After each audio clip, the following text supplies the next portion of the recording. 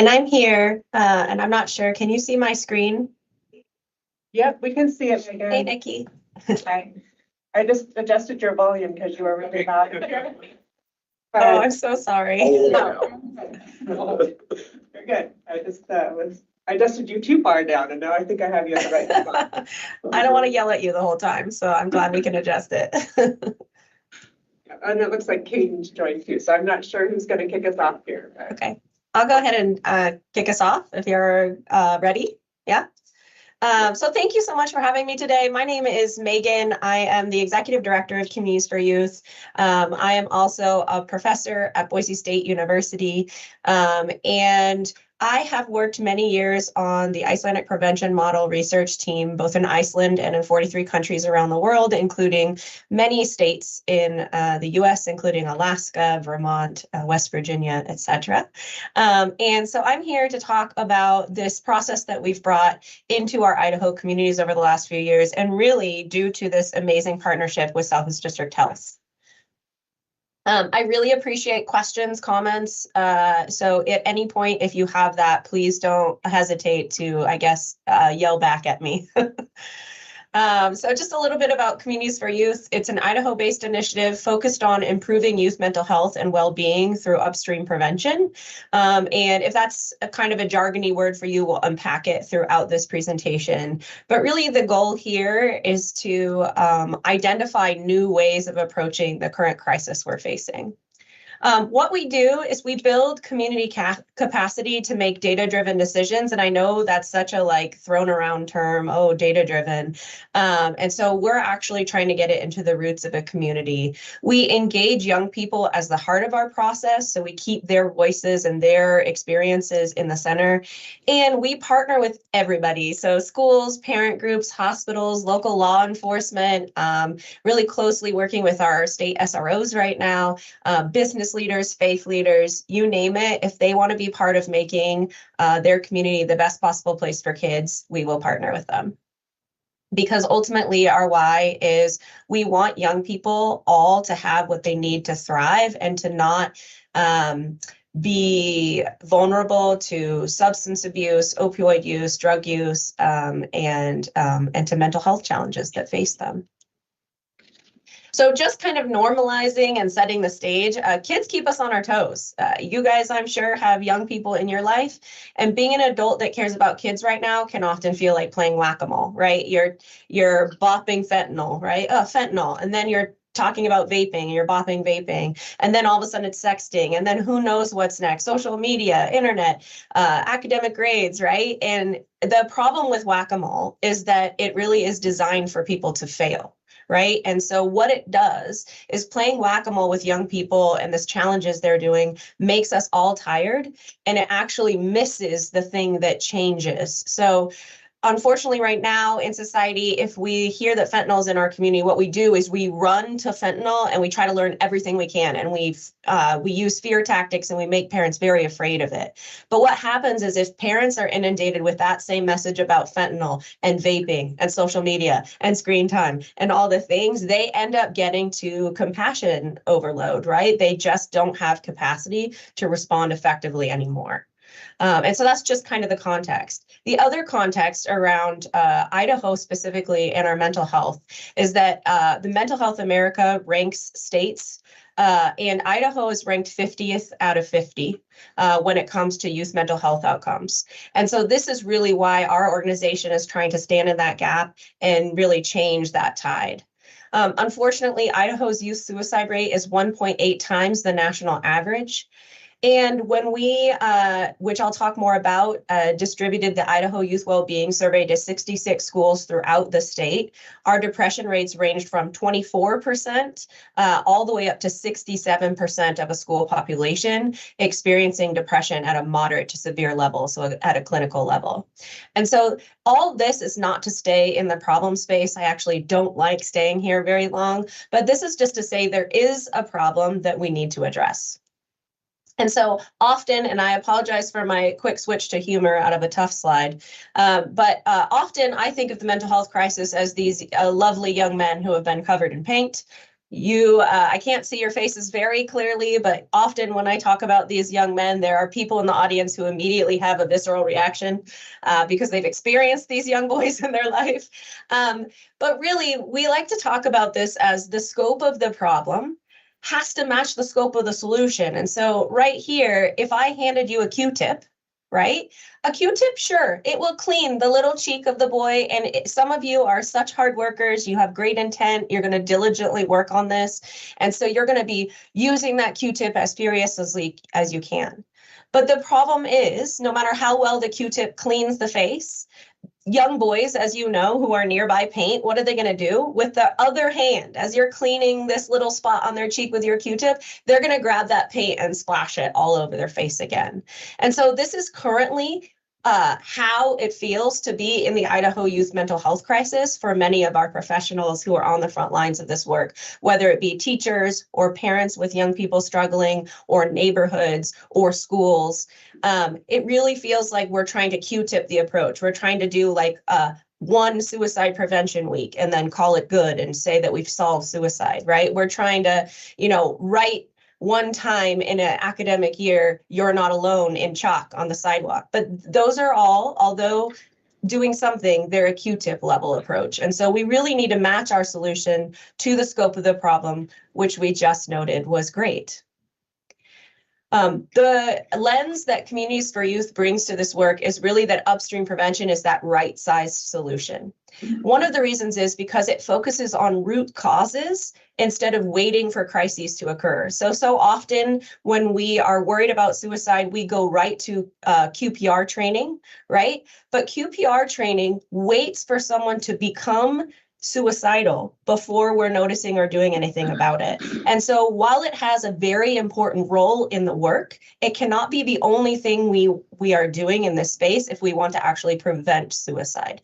And so really upstream prevention asks us to go deeper and to think about the root causes. What are the things in this community that are leading to young people experiencing suicidal ideation or experiencing mental health challenge, or leading them to think that substances are the right choice in this moment? The other thing that upstream prevention does is it addresses the whole environment rather than focusing on one individual's behavior or coping skills. This is really powerful, particularly when I talk to school leaders, right? Because we often work very, very hard to get kids on track, but the problem is every single year we're graduating a new class into that school, right? And so we really want to address the environment rather than just focus on individuals. Because when we address the environment and we get that right, no matter what class of young people comes in every year, the environment stays strong and protective. And so that's where the frame of upstream prevention comes.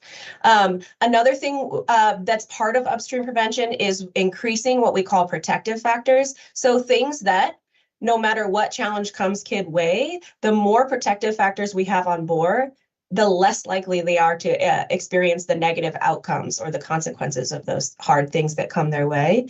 And then we want to reduce risk factors. Risk factors, as you all know, are the things that make it more likely that bad things will come, bad outcomes will come out of hard challenges that come our kids' way. And so this is really the idea of upstream prevention.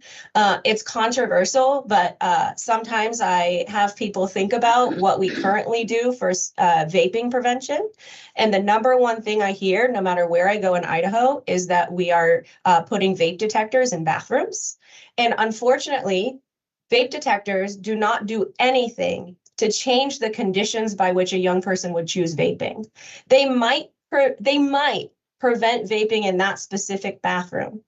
But in order for a vape detector to work, someone has to vape in that bathroom. So you have to do the behavior you're preventing before you prevent it. And this is the whole idea of shifting our paradigm, shifting our focus to what are the real root causes that are leading to young people vaping.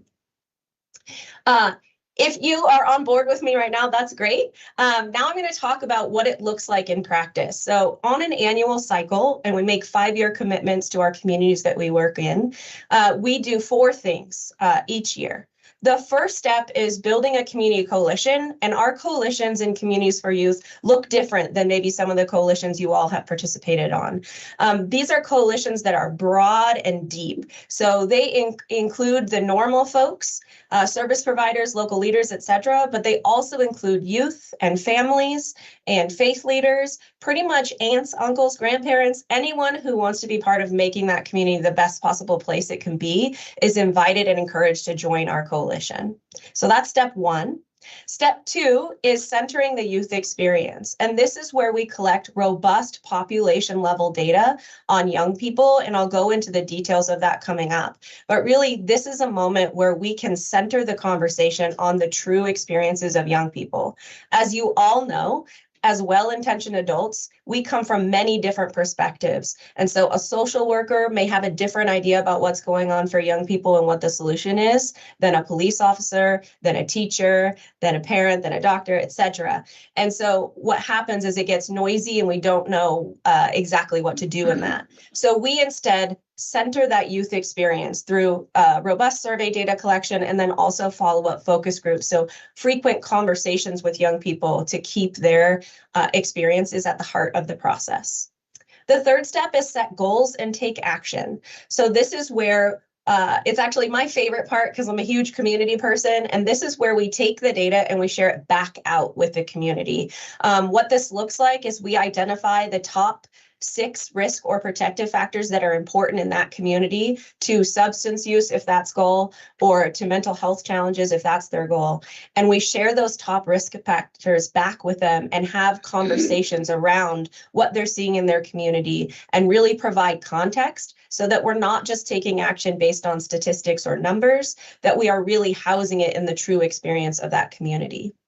And then the fourth step is keep the conversation going. And this is just the acknowledgement that there is no meeting, no matter how amazing we all are, that everyone will come to. And so this is about raising up what we're learning about young people and what we're doing to respond to that across the community through multiple communication channels. So this could look like billboards in certain communities. It could look like television campaigns or ads, social media posting, radio spots. In one of our communities that's very, very small and rural, they actually do this in their athletic pamphlet at sports games at their high school. So again, using any channel we can to communicate, this community cares about kids, this is what we learned that they need, and this is what we're doing about it, kind of writ large. That's the step 4. And so when we work through those 4 steps, that's on an annual cycle, which allows us to then check our work each year using that survey. So telling you a little bit more about the Idaho Youth Wellbeing Survey, this was developed by Idahoans for Idahoans. So we developed it in partnership with the Idaho Department of Education, and it's administered by our team here at Communities for Youth. What's really important about this is that we lost access to the Youth Risk Behavior Survey in this state in 2021. The challenge always with that survey was that it was very hard to get participation response rates. We were only able to see it at the state level because of our participation rates were so low. It was hard to break it into regions or communities. And it was also, we often got the data 2 years late. And if you know young people, 2 years late is half your school population is gone by then. And so what we try to do with the Idaho Youth Wellbeing Survey is really fill that gap, but in a much more meaningful Idaho specific way, which is we collect at the community level and communities have their data back for themselves in 3 weeks or less. That means they can instantly be responding to that data in real time when the kids who responded were there at their school still. And it helps schools address student needs as well as the communities around them. So if you're wondering kind of what's on there, we know that young people's, their mental health, their substance use, it doesn't just exist at the individual level. It's not just about personality or genetic characteristics. It's really about their peer environment, their family environment, their school environment, and their community environment. So what our survey does is it intends to measure risk and protective factors at each one of those levels, which then allows us to look at a specific community's profile. This is just a quick covering of some of the survey questions that are available. And again, this is at the topic level, but we look at health perceptions, behaviors, and outcomes around substance use, chronic absences, mental health, physical health, sleep, and help-seeking behavior. And then we collect risk and protective factors across each one of those domains from that last slide, those concentric circles. So things at the individual level, of course, all the way up through community and leisure activities. Why we think the survey is a big part, remember it's step 2 of our process, is that it allows us to navigate. So in one of our communities, I'll give you a great example. This community was spending tons and tons of money on vaping prevention. When we did the survey, we found out that 6% of their students were vaping, and 66%, I'm not making this number up, unfortunately, 66% of their students were at a clinical level of depression. Well, the depression, you don't collect it in your desk drawer like vapes, right? And so the superintendent, with the best of intentions, really thought vaping was his problem because he had a desk drawer full of vapes. But what he found out is, whoa, I've been focusing on the wrong thing. And this survey helps me navigate to what the real thing is in my community. And we can see that, again, we're in 66 schools right now, so we can see the differences in the things that are facing that specific school community very quickly. So it helps with navigation. It also helps us with that thing I mentioned earlier, which is building a shared understanding. When we can look at the data that's collected across our whole population in a community, we can decide together, what is the thing that we believe is the pressing factor here? And so that can really build that shared conversation rather than each of us coming from like our own personal life experience or professional experience. The next thing that I really like that it does is it helps us check our work, right? It creates an effectiveness strategy. So annually we look at the data. So if we've tried something very bold and new, but we've seen that it's not changing the outcome at all, then we can retool and rethink about how we might be carrying that out. And then finally, the survey helps us focus on youth needs. It keeps them at the middle of the conversation rather than adults' perceptions of youth needs. The survey helps us focus on young people themselves. So often the next step is we explore the youth wellbeing data together, and I'll be able to share some of that with you here. Southwest District Health region, or the Southwest District, has many people participating in the survey this year. So 3,800 middle and high school students took the survey in your area this year with a response rate of an average of 65%. That means we can feel relatively confident that the data is representing those participating schools well. Idaho Youth Wellbeing participating districts, if you're curious, are Homedale, Marsing, Nampa, New Plymouth, Notice, Parma, and Wilder.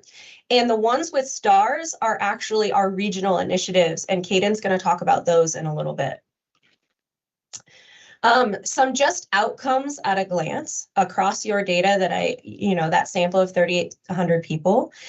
Depression scores range across your districts from 21% at a clinical level of depression all the way up to 41%. The baseline nationally is 18 to 20% for youth mental health. So we are above that national baseline in every community in Southwest District Health that we've surveyed so far. Suicidal ideation, so young people who say that they've considered seriously suicide in the past year, the range is 21 to 38% across Southwest District Health participating schools, with an average of 28%. Suicidal ideation is usually about 17% in national surveys. So again, we are much elevated here. What's been nice is knowing this allowed us to immediately call in our partners at St. Luke's, at Blue Cross of Idaho Foundation, and said, we need to push in resources here, particularly to our one school who had an ideation rate of almost 40%. If you think about that many young people struggling with whether or not they should die by suicide is a huge number of young people. Our vaping rates have much bigger range. So vaping ranges from only 6% all the way up to 24%. Marijuana use ranges from 1% of the population all the way up to 12%. And you can imagine that the higher use rates are in our communities right there by the Oregon border. And then alcohol intoxication. So we don't just ask, have you ever had a sip of alcohol? We really ask, have you been drunk, with some definitional wording around that. And the range across districts is quite wide as well. It's 6% in some districts, all the way up to 22% in other districts. Megan? Yeah. Ask you a question. You said that the survey that you're using is really Idaho based. and tailored to Idaho. Does that relate directly to these national averages? What are you comparing to on the national basis? Yeah, it's a great question. So some of the questions we've specifically grabbed from national surveys, so we can do baseline to baseline comparison.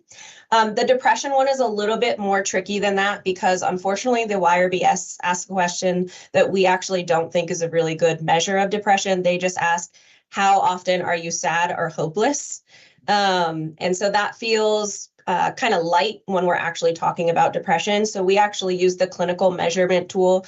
It's called the PHQ-9. And so it is true that our measurement of depression could be more specific and more sensitive, but it is also more scientific in our opinion. Some of these other things we do use the questions. So for instance, substance use questions, we use the questions from YRBS so we can compare directly across. And so our substance use rates could be compared to national. Thank you. Yeah, thanks for the question. I appreciate questions. You're welcome to answer or ask whatever. So one of the things we do with that data, we don't just report back a bunch of numbers because early on when we started this work, again, this was built for Idahoans by Idahoans. And so we talked to school leaders and they're like, we don't want to do another survey. They're stupid. They're pointless. Like we get this back and it says like school climate is 3.43. What are we supposed to do with that? And I was like, oh yeah, I totally understand that. That's not useful to you. So like I said, schools get a report back describing all of the information that's collected in 3 weeks or less. And then additionally, what we do is what we call our diagnostic modeling. And this is where we run complex models in the background that help pull out of all those risk and protective factors that you saw included in the survey, they help pull out the ones that are most relevant to the outcome of interest. What you're looking at here is the ones that pulled out as the most important factors for Southwest District Health teenagers, both predicting suicidal ideation and depression. So you're really seeing if we want to take down those ideation rates or those depression rates, these are the things, these are the high impact factors that we want to be looking at. So number one across Southwest District Health is social isolation. So really thinking about not having strong, deep, authentic relationships with self, with peers, with family, with school. And these are the young people, I will tell you, that frequently have the highest rates of depression. We also have stress, no big surprise there. The third one that comes up in this specific population is self-awareness. So a sense of purpose, a sense of knowing why you do what you do and the feelings that you have.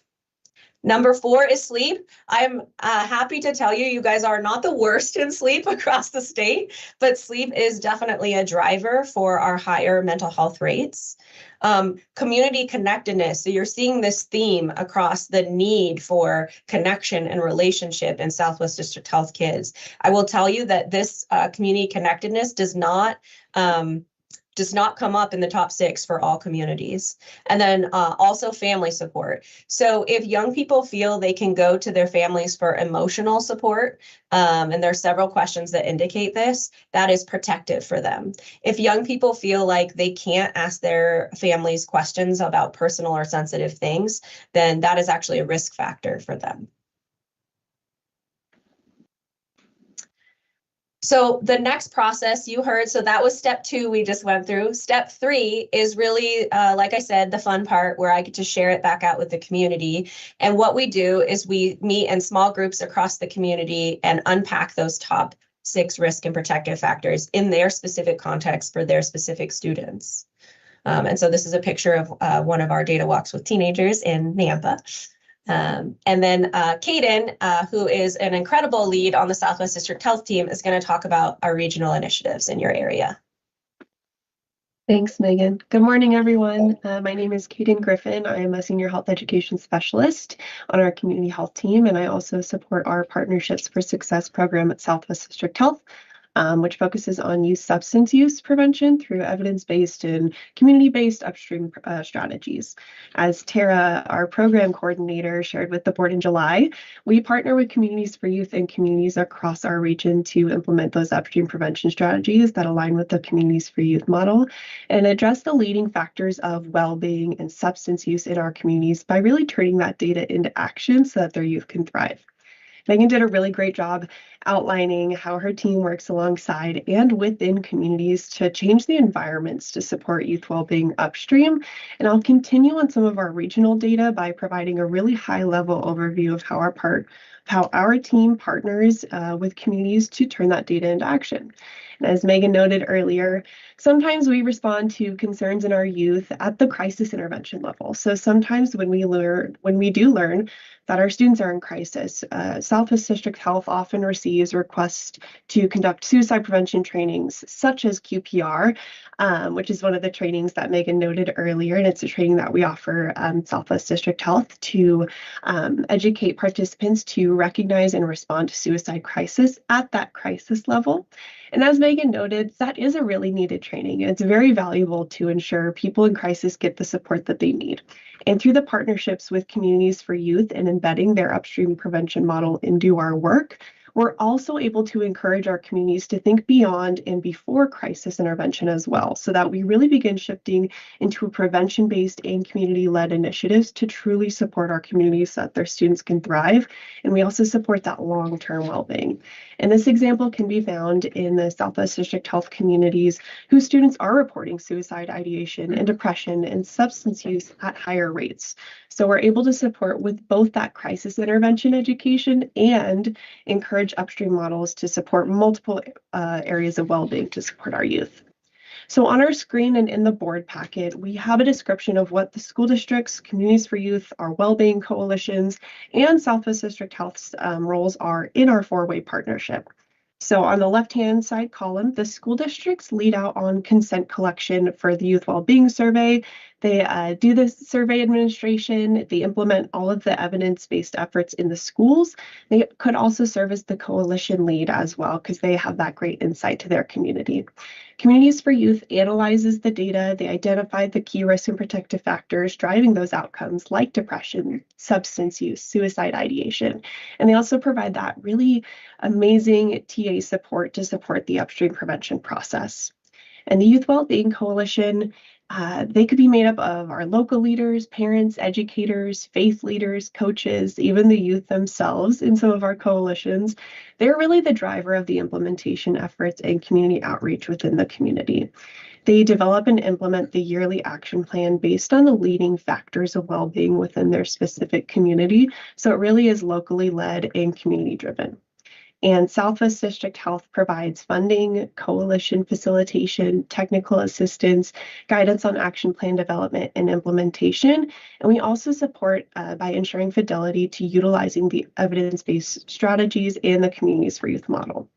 And although any community may participate in the yearly youth wellbeing survey, the value of being a Southwest District Health community is that we bring all of these pieces together so that schools and communities aren't having to tackle this work on their own. And we do this by aligning partners, strengthening coordination and engagement, ensuring fidelity and effective implementation, providing that funding and personnel support, which who doesn't love a little bit of money to support their community, and maintaining clear communication across each of these four partners. And additionally, we've also been able to connect schools and community partners with additional resources, additional funding opportunities, and regional support, and that really builds sustainability. So next slide, please. Thank you. So currently, Southwest District Health supports 3 full partner communities where we provide this comprehensive 4-way partnership model. So Marsing School District has been one of our partnering communities for 3 years, and they're currently advancing action plan development on social connection, physical activity, and access to substances. Their coalition is co-led by Southwest District Health and by Marsing School District. Nampa School District is in its first year as a Southwest District Health community, and they recently identified community connection as their top priority, and they're currently developing their action plan, and this is driven by a coalition combined of 2C Kids Succeed and Healthy Impact Nampa. And Wilder School District is our newest partnered community. And we recently launched our coalition and are beginning planning priorities. And that's co-led by Southwest District Health and Wilder School District. So you may notice that a key strength in our partnership is flexibility. We adapt to each community's needs while keeping them in the driver's seat. So for example, in Nampa, we support and provide guidance to that coalition, while in Marsing and Wilder, we really are those active coalition co-leads with them. And as you can see on this map on our left-hand side, Communities for Youth is working with many districts across our region and many communities. And beyond our 3 partnered communities, we remain committed to supporting schools and communities across the region in varying degrees of collaboration. So some districts who have participated in the annual Youth Wellbeing Survey, they reach out for preventative support and educational classes, such as the suicide prevention trainings or Catch My Breath programs, particularly in the CASA schools in Owyhee and Canyon counties, while in others, we are active coalition members, such as within Payette County's 1P Kids Succeed initiative. So beyond our partnered communities, we remain committed to showing up and supporting communities implementing this work across the region in whatever their preferred capacity is. And ultimately, being a part of the full Southwest District Health model means our communities get deeper support, stronger alignment, and greater capacity to turn data into both measurable and felt community impact. So I'll turn it back over to Megan to share how well-being has shifted in one of our communities partnering with us to implement the Communities for Youth model over the past couple of years. Megan, you're muted. Sorry, I knew I was going to do it. It's better than yelling at you, I suppose. Benefits of upstream prevention in summary. So the process doesn't change. We think that we've translated a complex process of community engaged data driven work into 4 steps that communities can articulate, and particularly by the end of 5 years of working with us, carry out on their own. So sustainability is baked into this process. It doesn't change. It helps us focus on what matters. It builds our capacity to sustain attention on creating the best possible conditions for kids. So again, rather than chasing every boogeyman that comes in, because we know they will, unfortunately, what we do is how are we making our community as strong as possible for kids? How are we raising up those protective factors, and how are we lowering those risk factors? And then it helps everyone see the role they can play. This is really the fun part, is when we go out into communities and share the work, people who might be anti-mental health conversation, right? So I've had people say, whatever, I don't really know anything about mental health, and I don't, obviously I don't want our kids to be sad, but like, I'm not a counselor, what am I supposed to do, right? And the beauty is when you say, oh, right now what we're doing for young people's well-being is focusing on connection, there is an opportunity for almost anyone in the community to think about how they could increase connection for young people in their community. And then the best part from a data nerd / professor is that evidence says it works really well. So again, this whole model is based on the very successful Icelandic prevention model, which is the most successful youth substance use prevention approach ever to be studied in the world. They took the highest rates of substance use in the 90s all the way down, decline. So they had like 55% of their young people drinking and being drunk, right? And they brought it all the way down to 6%. And that's not even the beauty. The beauty is that they have held it at 6% for years now. So that's the idea of sustainability is baked into this process. Once we get our communities working in this 4-step process, we really see some amazing outcomes. And if you're like, okay, it worked in Iceland, but Idaho's different, I really like to show this slide right here. So this is one of our communities. This is Marsing, the community I mentioned that started out. Our first surveying was in 2022. At that time, an overwhelming majority of their young people were at a clinical level of depression, 66% of them.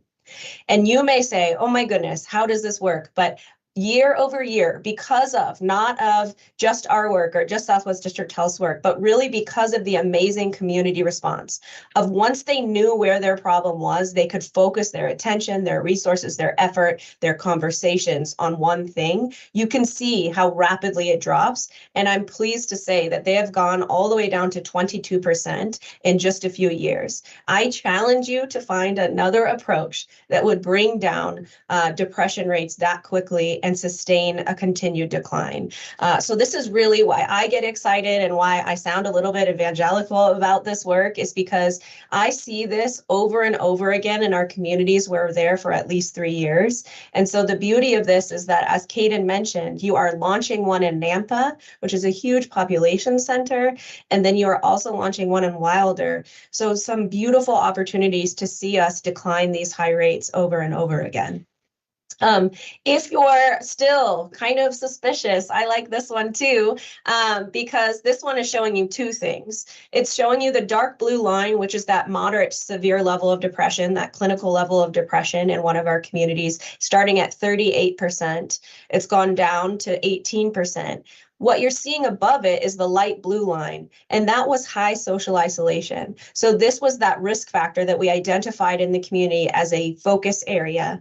And what we did, you can see through community effort, is bring down that risk factor from nearly 60% of young people experiencing high social isolation down to 40%. So you can see that by dropping that risk factor, we also dropped the outcome. And this is really the beauty of being able to follow this year over year, because you can see and build on your progress. Finally, I'll just leave you with this. There's so much to know. I tried to motor mount FAU as fast as possible. I love questions and engagement. So please, if you're more curious about us, we will come to any meeting, anytime, talk to anybody, anywhere about this work, because it is powerful and it is the key to changing this Idaho youth mental health crisis that, frankly, we've been facing for decades. If you want to know more about us, you can use your phone and use the QR code. You can follow us on Instagram, LinkedIn, or Facebook, and get our updates about the initiatives that we're running all across the state. So thanks so much for your time. Mr. Chairman, Go ahead. thank you. So do you have numbers pre-2022, 2021? Because the years that you're talking about that dropped so much were the years during COVID, where the protocols pretty much, in my mind, and caused a great deal of this. Suicide skyrocketed during COVID. Parents tried to get the health districts and the government and the schools to go back to school and put people back in and out of social isolation. I mean, are you mitigating for the horrible mistakes that our government agencies made for causing a great deal of this, in my mind? Yeah, so we get this question a lot about COVID and timing. Unfortunately, we don't have data before this. That would have been on the YRBS risk behavior survey, but again, not at the community level. So there's no way to look at that. I will say that in the community that you first saw with that great drop, that was data collected at the end of 2022. The school had already been fully back in for a year and a half at that point. So we also measure COVID impact in those couple of years through several ways. And the change you're seeing is over and above that impact of COVID. So if young people were particularly touched by COVID in some way, shape, or form, we have a way of measuring that out in the data. And will also just highlight that data you're seeing is a year and a half already back in school, because that particular community did not leave school for very long. They were out for about 3 weeks total. And so some of those things are different by community. The next one, where you saw the drop in social isolation as well as depression, that community data started in 2023, again, a year after schools were fully back normal. Not to say there aren't lingering effects of that, but just to say that the drops you're seeing are not COVID, just for the timeline's sake. Any further questions? Go Yeah. ahead. So this sounds very nice. It sounds like a great way to organize concerned adults, like at the community level. Can you give us some examples of what a kid would experience going through this sort of approach that's different than one that doesn't have that? Yeah, so what a kid would experience is a rich environment full of protective factors and adults saying, we care about you and we're doing real things about it. There are some different youth engagement strategies. So for instance, here in the Treasure Valley, we have our teen action team where we engage young people in that part of the work. But as far as being part of a regional initiative, a kid would experience participating in the survey. They would experience us sharing back out the data with them. Often our schools invite us into classrooms to talk, whether it be a leadership class or sources of strength or Hope Squad, those types of groups of students. We'll talk to them specifically about data and help them organize what they want to do about it. But really, this work does live in the adults level. And the reason is because something happened in our society where we started treating everything with like peer support. And while that is great, I am not saying anything bad about peer-to-peer connection.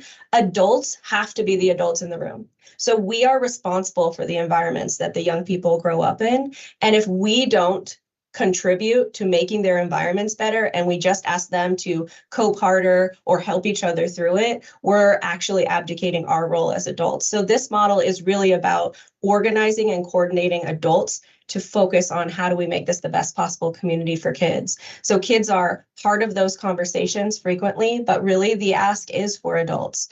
And again, we have kind of a sidebar where we do engage young people, but it's outside of this process, if you will. So have you looked at programs like FFA and church programs to encourage stuff like that? FFA has exploded all over the state exponentially. It's amazing. Actually, I went to the state convention, and what they're doing with those kids is absolutely amazing, and they are drawn to it. And it's all kids. It's, you know, the popular ones to the unpopular ones that just thrive in that program. And I mean, they get a ton of exercise, they get a ton of support, they can figure out what they need to do and do their projects, whether it's farmers or all the way down to somebody that wants to grow a plant or raise a chicken in their backyard. Yeah, absolutely. I'm so glad you brought that up because that's the perfect example of a community specific thing that's working so well. And that's why we don't come in with like this is what you have to do to solve your problem, because it is very much like connection looks different in other communities. And so I will give you some short examples of what communities, particularly rural communities, have done in response. So one community has what they call life skills session. So one night a month, they ask for a volunteer in the community to make dinner and another volunteer in the community to share a life skill with teenagers in the community. It's a beautiful, well-portioned solution to this connection thing. So how do we cultivate more trusted adults for young people and more opportunities for young people to explore what's out there? We bring safe adults in and we have a once a month thing. So that's one example. Another example in a community I worked with, they said loneliness, we're lonely too. Some older man in the back said that. And so they decided that their group of older folks were going to come into the high school and have lunch one Friday a month. And you better believe it was awkward in the beginning. But then by the end of the year, what's beautiful is just by that by knowing that loneliness was the thing that young people needed. And by having that that older man stand up in that community and say, we're lonely too, a beautiful solution that solved two populations' loneliness issue occurred. And so that is really the strength of the model. And FFA, faith leaders, all that stuff is captured on our survey in the leisure time bucket. So we can really say, oh, in this community, young people who are participating in things like their faith community are actually more doing better in depression. So we can really look at that in the data, which is great because then if we need more support for that faith institution or for FFA in a community or whatever it is, we can have hard data that says, hey, this is the thing driving good well-being outcomes. And so in one of our very small communities, they've raised over $1 million just by using our data to show this is the need that we're going for. Any further questions? Information. I would, Norm Stewart, Marching School Superintendent, a lot of the information I sit on the board or school board, but Health Coalition there, and the school has changed. That graph that you saw from 66% down to 22, that was Marching School, and what they didn't realize how high of depression rate they had at the school, and then just by getting involved and getting the outside entities involved and knowing what the students were actually having, the biggest portion of getting that dropped down. So if you have in your community, I would highly recommend that maybe just reach out to Norm, superintendent of varsity school. He's very, very good man. If you're other school leaders looking for something out there, I highly recommend it. Marsing's different than Danbrook Howell, but it's still what they did there was amazing. And it's still getting better. Just for information. Okay, any other questions for Megan? Okay. Okay. At this time, we will move on to the April monthly expenditure. Thank you. Thank you. Thank you so much, you all. We appreciate you. Thank you.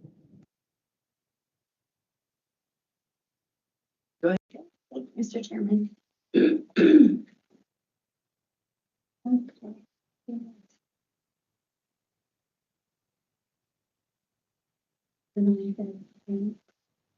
getting it right there. There we go. Yes, quotes and instruments. Yes, no help. Thank you. Okay, here's our revenue and expenditure report for the month of April. So at the end of April, we are about 83.33% of the way through our fiscal year. And at the top left, you'll see our ending account balances there. Cash general operating fund is $1,297,868, and the balances in our investment accounts are directly below. And over to the right-hand side is the summary level of our revenue and expenditures. So year to date, the net revenue is $13,015,023, and our year-to-date expenditures $12,762,701. So the expenditures are just slightly under what the revenue we've collected for the year, for that $252,322. And moving down the page a little bit here is all the revenue for all of the programs for the month of April processed through our accounting system. And overall, the year to date revenues are 79.52% of what our budgeted revenues are. We're fairly close to that 83%, just about 4% below that target.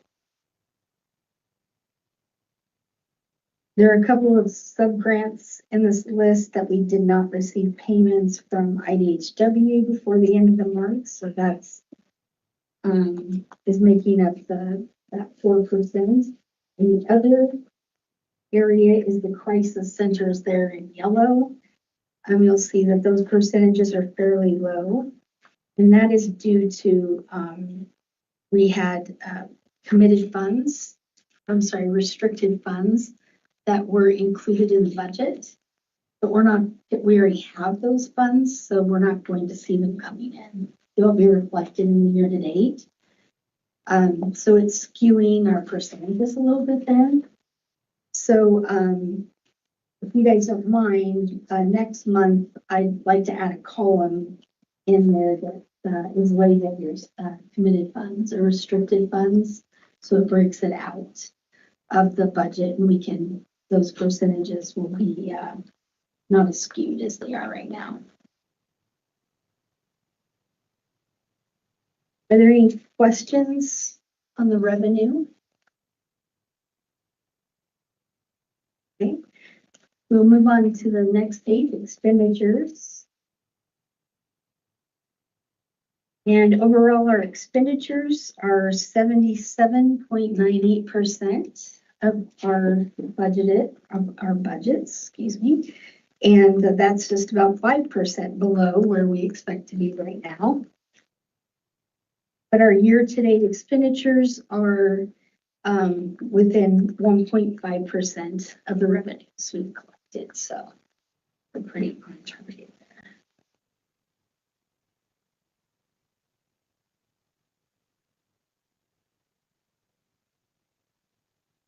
Do we have any questions on the expenditures?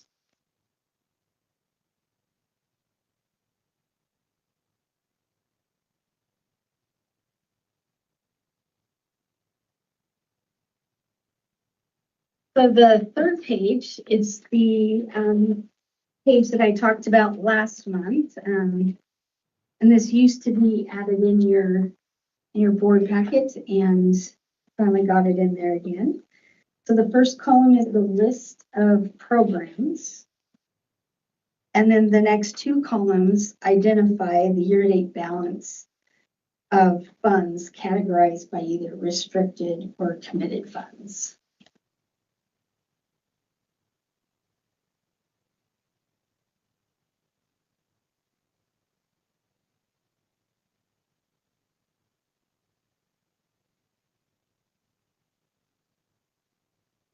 Do we have any questions on the restricted or committed funds?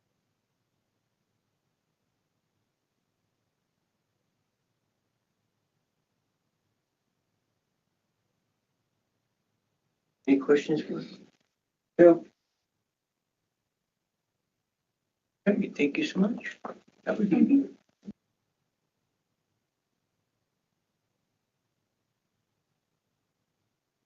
Okay, moving on.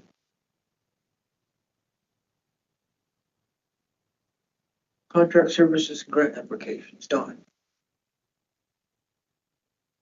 We have, I don't think there's any big issues with this one. We have some exciting opportunities that our grant writer has found, and we've been kind of beginning to explore this space and develop some of the planning components around it. The details are listed here in the one page. These are the new ones that we haven't talked about previously. So the first one related to opioids, which we're pretty excited about. Getting moving there. And then we have some farmers market, expansion of some farmers market work. Another 250,000 total, of course, that's spread over 3 years. And then some additional data collection related to WIC. So those are all programs that we have had underway for a while in a number of capacities. So these are, we're always excited to find some money that's outside that we can bring in to bring to bear and help folks here in the communities. Is this first one in particular, is that the rural health? Any of the rural health money that hasn't even been obligated yet? So the funding announcements last I heard were supposed to be put out maybe the end of May. I missed the update to know if that got pushed out, but I would guess sometime in the next few weeks. Wait, I don't know. Okay, are there any questions? Okay, hearing none, move on. I think we'll leave break time.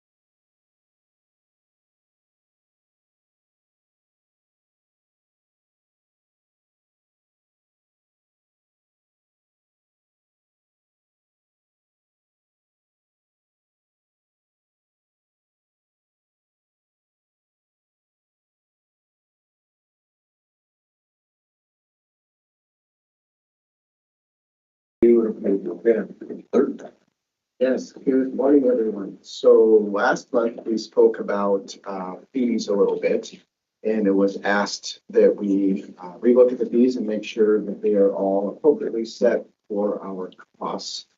So I did that between these two last meetings and relooked at all of our costs. We had a few changes to the costs just because we continue to gain in efficiency with the back office and use of our computer programs better, but nothing substantial. And so everything you see here in orange is now has been changed since the last time. They are very close to our cost, you know, not to the penny, just round numbers. And so I think everything has been adjusted appropriately. And with your purview, would like to recommend setting these fees starting fiscal year 27, July 1st. There's any questions about the fees that were set this go around? It looks good. It looks a lot better. I agree with Commissioner Brooks. The Commissioner, it should be at cost because otherwise it's better for the general taxpayer. That's not what we do. But appreciate that. So I would ask for to make these fee revisions as the new fees be set by the board.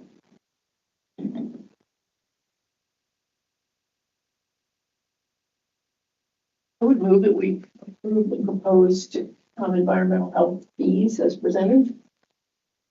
Second. And move the second. Approve the environmental health fee revision presented. Any further discussion? Hearing none, all those in favor? Aye. Aye. Aye. Okay, motion carries. We'll set the new fees. Thank you very much. Appreciate it. Okay, next on the agenda is abatement of nuisance. This is the guidance from Nikki.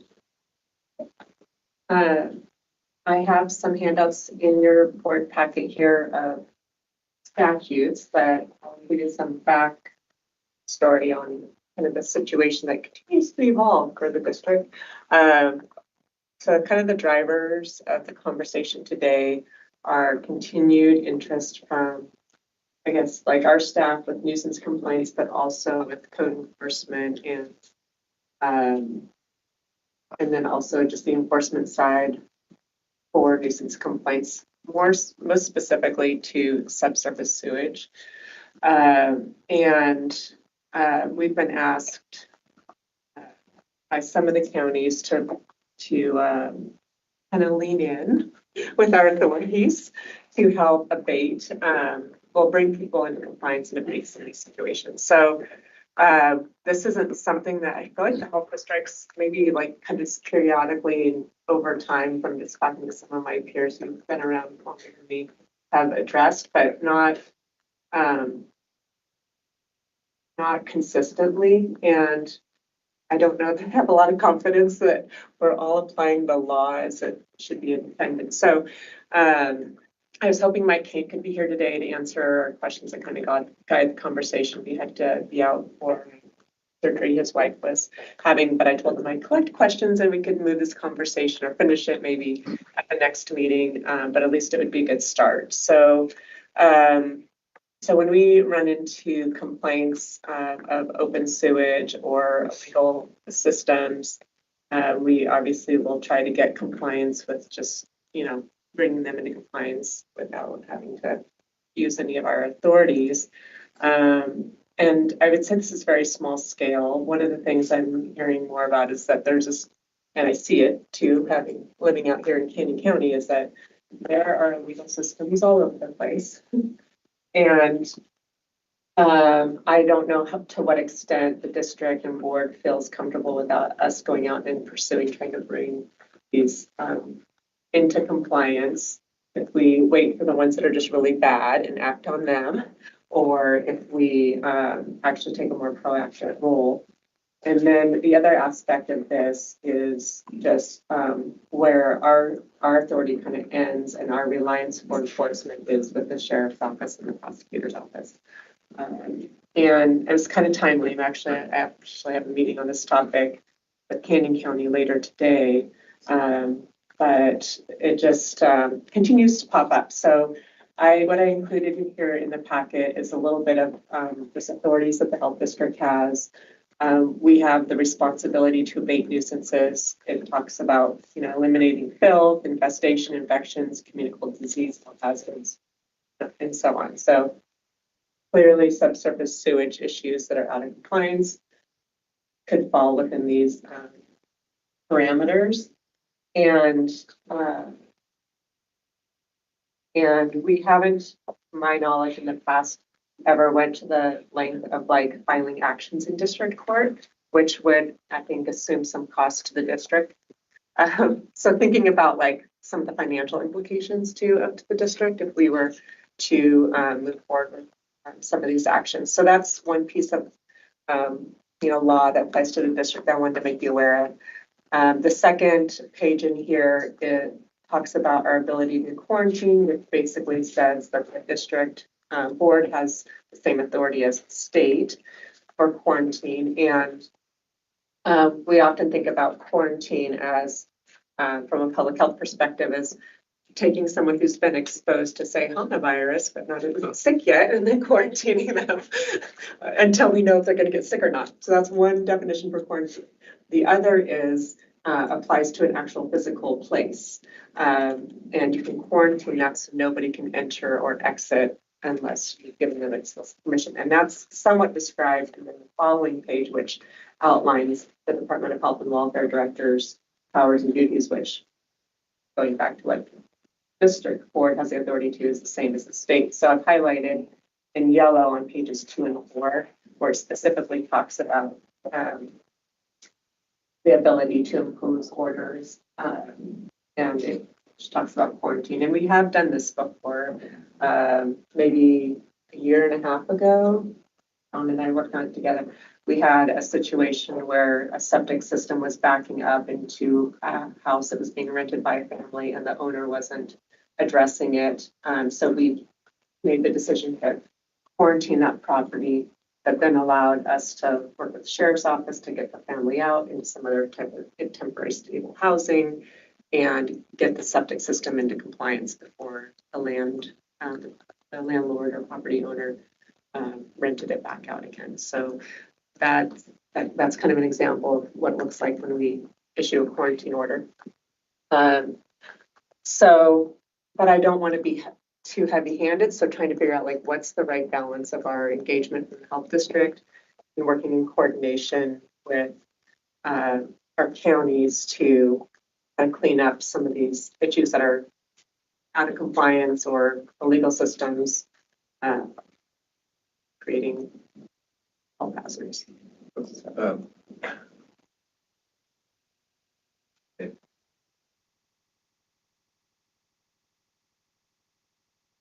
District health Mitch all the time to go out.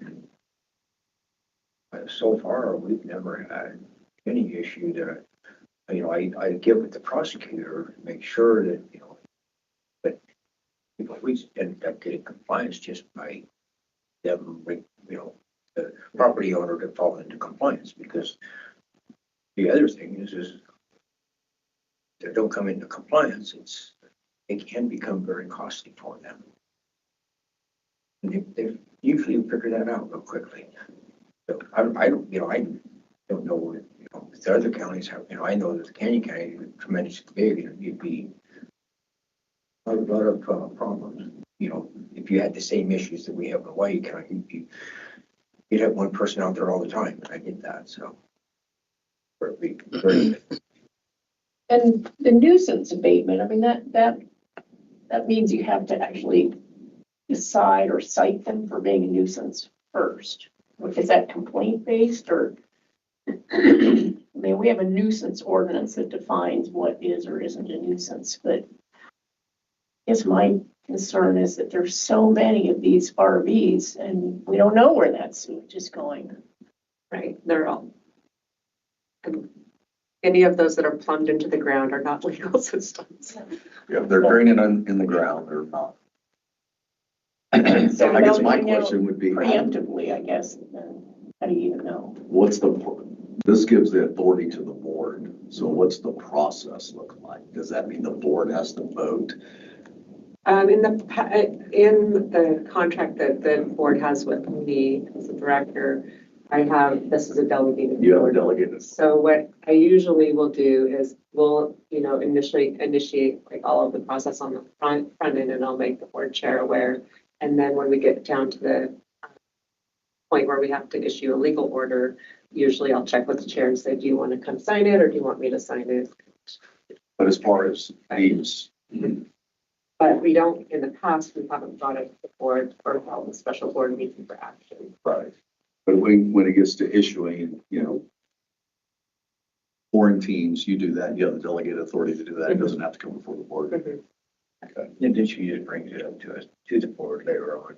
I think that's a great solution. In fact, I talked to Nikki about that because we have one that we're dealing with right now that had 5 RVs and a house with a non-serviceable septic. And the question was, where's all the stuff going? So how did you even find out that that? Complaints. It was a neighbor, yeah, it was complaint driven and, but it's not an easy fix. So elderly lady, now she went and got an RV because her house doesn't work. Her septic, she can afford to replace it.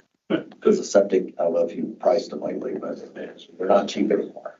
They were 5,000, now it's more like 15 to 20,000. It's cheaper just to get it pumped out in the first place. Well, yeah, take care of it, obviously, but once it fails, then you have to replace the drain field, and that's a lot of money. So, especially if you have a high water table, because now you're looking at a complex system, which could be $30,000 to $40,000. So, we've got issues in this area. I thought the quarantine might be a useful tool, just restrict access to the property until it gets corrected. And then the sheriff can help enforce that and keep people off the property. That was in. But we haven't made a decision yet on how to, that's the drain.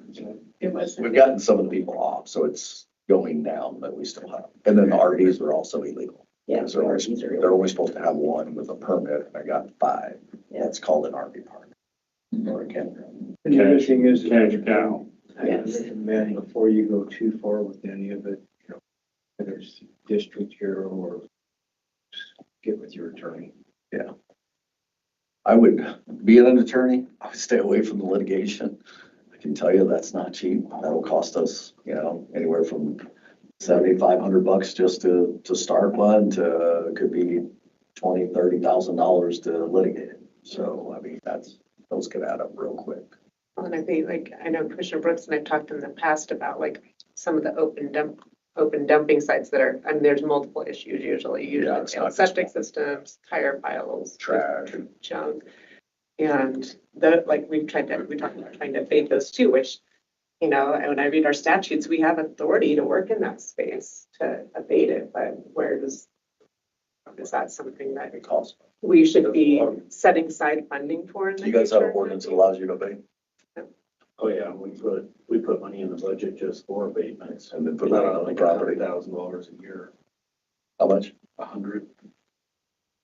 Do that this year. So I guess my opinion is, your concern was coming down too heavy-handed. Well, But I think if that county's board is in favor of this, then don't just bring a hammer, bring a sledgehammer.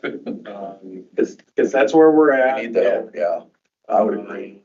I'm hoping from the meeting that you have today, that's where we go. And using this tool rather than sheriff or the PA, they'll be in conjunction. I hope that's the route we go, because I think this is clear enough. It makes it a pretty straight path forward. Make this stuff happen. And I'd be interested to know how you solve it, because we've got some. yeah, that's what I was wondering too. So what do you do at the county level? solving a problem like that? If you know you have some of these violations, what do you do? Like in previous abatements or something that's got a septic deal. So we haven't got the septic ones figured out. That's what That's part what of this it is. is. We've done other abatements. One of them last year was $50,000. Yeah. But then we lean it back onto the property. Yeah. So they, you know, if they sell it.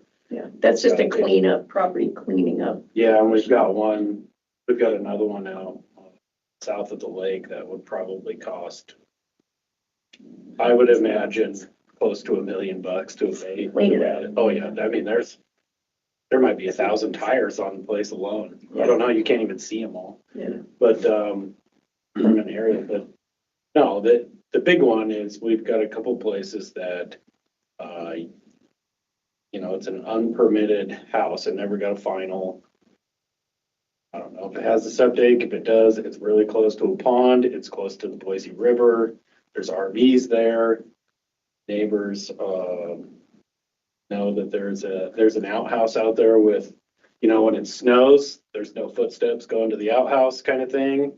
So there's a lot going on, and it's 30 years of history with this particular property owner, and now the kids have, and I think the kids don't want anything to do with it like the parents have, so I'm hoping if government comes knocking on the door, then maybe some things will change, like, but in the past, it's cost the guy $100,000 and he hasn't cared, so spend some jail time and, oh, wow. Yeah, but what I'm working on right now, just tire removal, we figures around 3,000 tires, 3,000 to 5,000. Just tire removal, 175,000. Tire reclaim, they're the only entity close ground. Then the RV portion of it, be another negative of 25,000 because they're going to be able to salvage the steel and some of the wiring and stuff like that. They'll be able to salvage that, so that will also go to the cost. So for one property, about 5 acres, we're talking close to $200,000 accounting. We don't have that kind of money. Yeah, 3,000 tires on 5 acres. Shouldn't be your responsibility. But there was a court action back in 2007. The owner was supposed to clean it up, but he got imprisoned, and he was just released last August. So, and he has nothing. He has that much money. So we're going to the state of Idaho to see if they're going to help us. Yeah, because there's supposed to be a tire fund.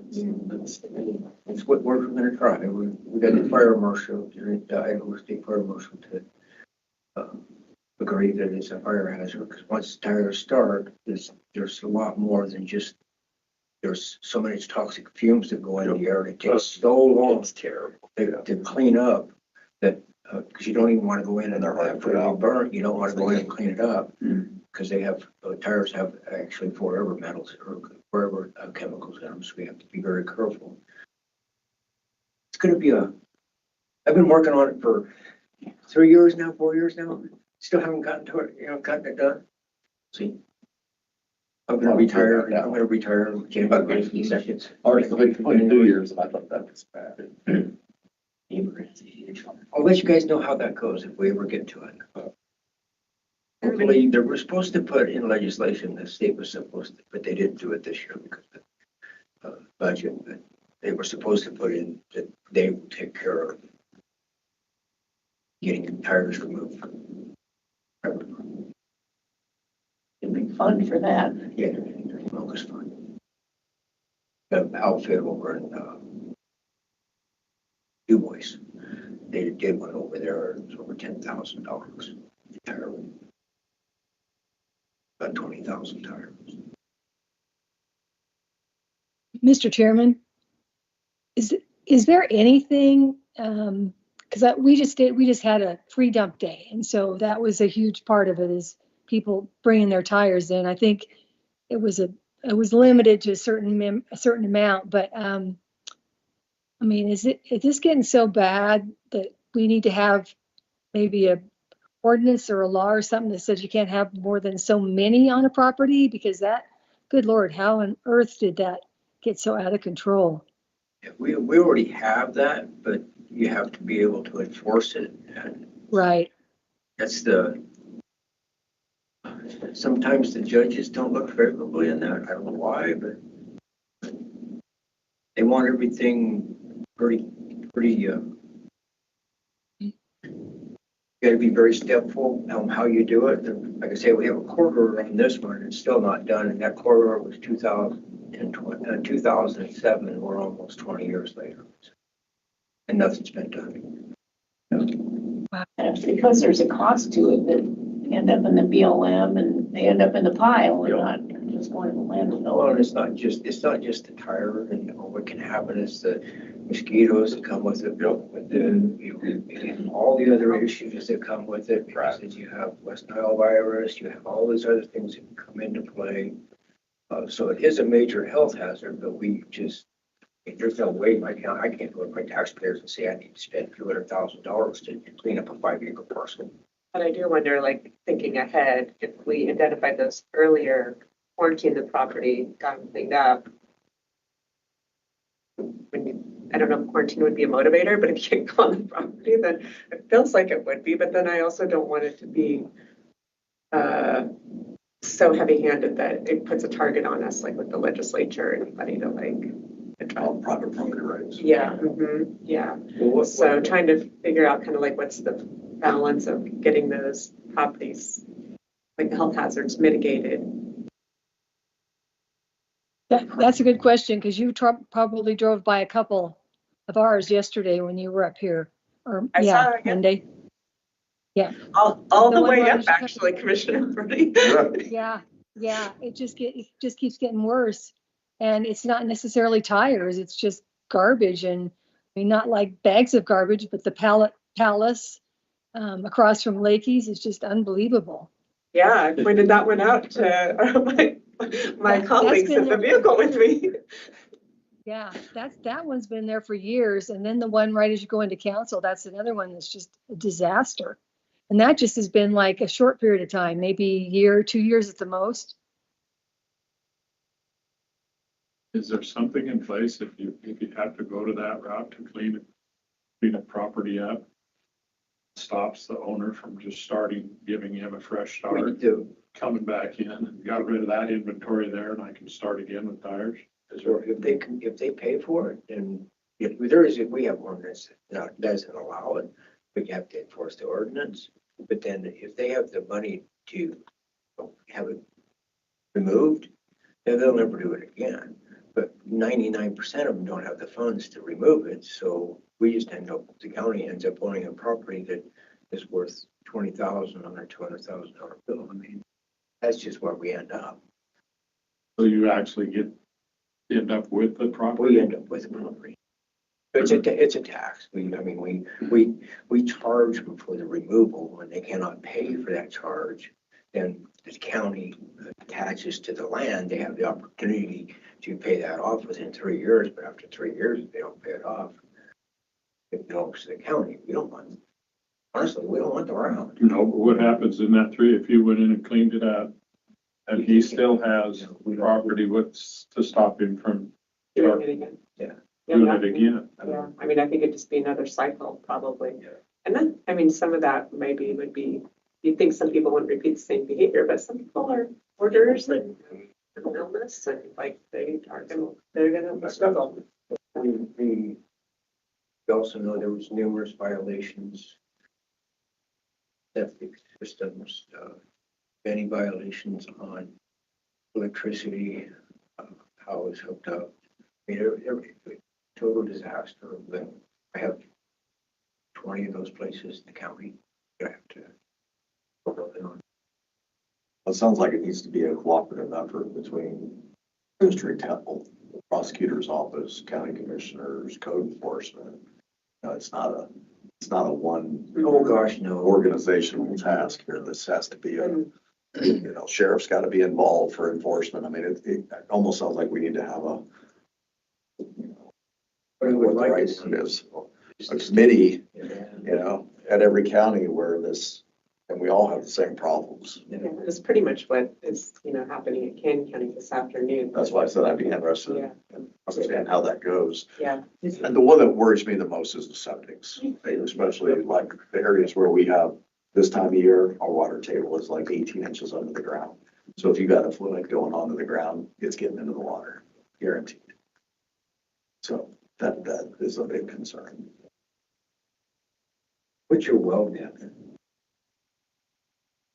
Some of those. What's the average well? Well, it depends on where you're at in our valley. It could be, a couple 100 feet if you're up in the north part of the county. If you're down in the river bottom, along Highway 52, it could be 40 feet. And this time of year, when the irrigation is up, that water table literally is that far under the ground. You dig a post hole, it's gonna fill with water. They don't classify that surface water. No, it's not on the surface. It's Well, groundwater that's that far below the surface. We have drain ditches that Yeah. are surface Yeah, water. in the wintertime, when the irrigation drops, it goes down, and all those new homes that are in there have complex systems, which I even question if they're at that high of a water table, if that's even adequate, but I'll leave that to the engineers. I'm not an engineer, so. Okay, no, it just Yeah. doesn't make sense to me, but So I would be very interested to hear how, what you come up with Canyon County, because I think we might have a model that we. who's around you involved in Canyon County? The civil attorney from the prosecutor's office, the sheriff's office, the code enforcement. Officer. So I think we'll have the right people at the table, and my goal, I don't know if we'll get it accomplished today, but is to get some kind of process with, and understanding each other's roles and responsibilities. I can get a call from. Yeah, happy to share it because I think Might need it's, to do the same. Yeah. I maybe want it if you to can be get- consistent as much as you can be, but I know it's also dependent on appetite of the Board of County Commissioners and Sheriff's Office. The problem with all of it, if it's illegal, it's illegal. I mean, I'm sorry. That's the way it is. If you don't like the law, have it changed. But if it's illegal at this point in time, then I think it's just illegal. It's just like anything else.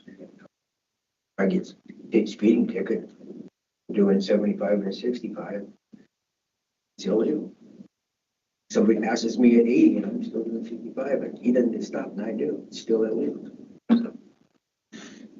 I think it's one of the challenges too, I mentioned this already, but it's just like the number of RVs that are being lived in and not, they're connected illegally to systems. And I don't even know, if our staff see something, is it their responsibility to stop and do something about it? Because They're everywhere. we could be doing it all day long. Right. Full-time job. We're having the same discussion with our code enforcement. Yeah, and where we're, where do you draw the line? yeah, Mhm. exactly. And you want to be applying the law fairly. And I just don't even know where we begin really. I base it off of complaints. How I will. Well, that's how we got where we're at, Yeah, I know. Yeah. in my opinion. And yet that burden shouldn't necessarily be on the neighbor. We should be, If you see something, say something. Our county was complaint driven, and we've got to a point now where you can't do that anymore because people are taking advantage of that. As long as nobody can see it, nobody complains. So then what do you end up? You end up with all these RV parks all over the place that aren't permitted, that have no septic. That's exactly what happens when you don't enforce the code. right. Well, I drive by properties that I know have a problem, and I just write those down and get that on the books, but I don't do anything until someone says. Plus, we have twice the population of our county, and half of them aren't paying any property taxes because you're living in the RV. Oh, we did an RV hearing. We were heard how bad the commissioners were even thinking of having an RV. Right. Seriously. That was serious. They absolutely outraged the commissioners wanted to put in an RV ordinance. We didn't. So you didn't? We started doing them when the commissioners backed out. Because they got too many complaints. We allow one. Yeah, we were level 1 for a feeling. a month. You can or do it like a something, month without a permit, and then you have to get a permit Yeah. for up to a year. That could be, I think it could be renewed for 2 years. And the reason is septic. Yeah. Because if you're there longer than 30 days, where's the stuff I going? know. Right? And that's the whole purpose that you have to get a permit, because you have to explain, what are you doing with your waste? Are you having a tank? What are you doing? I Right? have So, a septic separate for it too.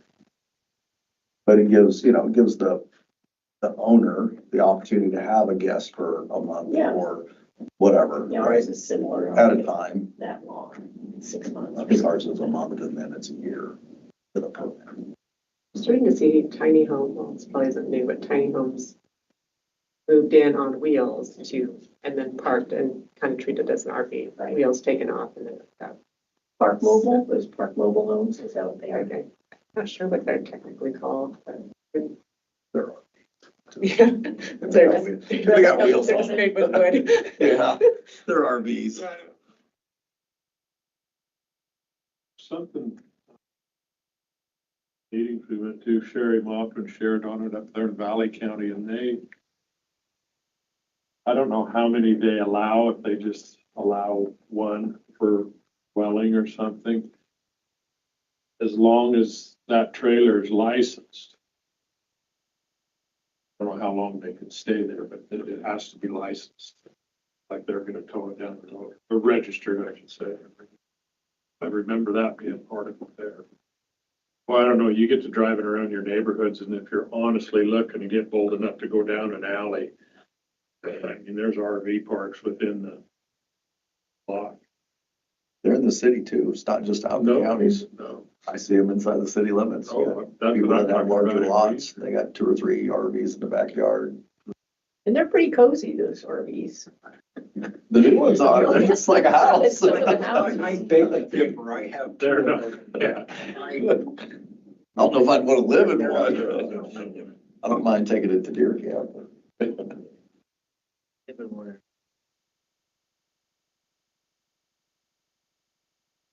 Getting a home down there. It's not with RV. Yeah, when we stay in Boulder in the summer, we used to go to Arizona, we don't. It's a good thing the weather's nice where you're outside all the time. It wouldn't work for a couple very well, I don't think, but yet there's people up there in McCall. We have a lot They of live people there in them. year round.